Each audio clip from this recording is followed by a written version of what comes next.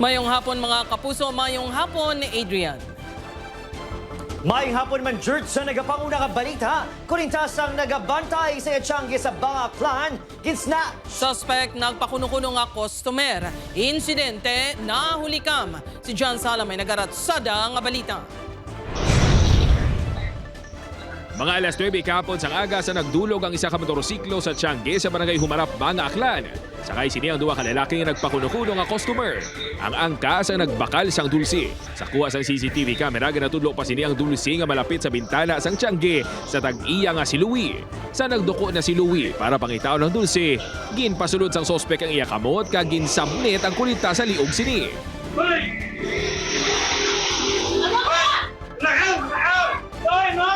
Hinabnot na sumakay agi mo sa motor ag umarangkada sanda kani bumalik man ako ya pa kuan suminggit ako sa unga nga manakaw makon tapos hinabol na motor pero ilang butang minutes pero lipas.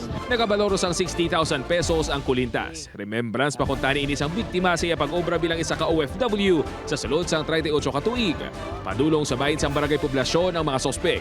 Padayon pang pagpangita sa mga pulis ang CCTV footages para matubod ang mga sospek. Ang problema natin, sir, hindi lahat ng angle nakikita.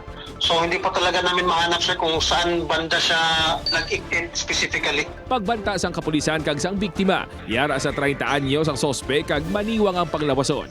Posible nga hindi taga-aklan ang mga sospek. Anang tuno parang bukong tataklanon eh.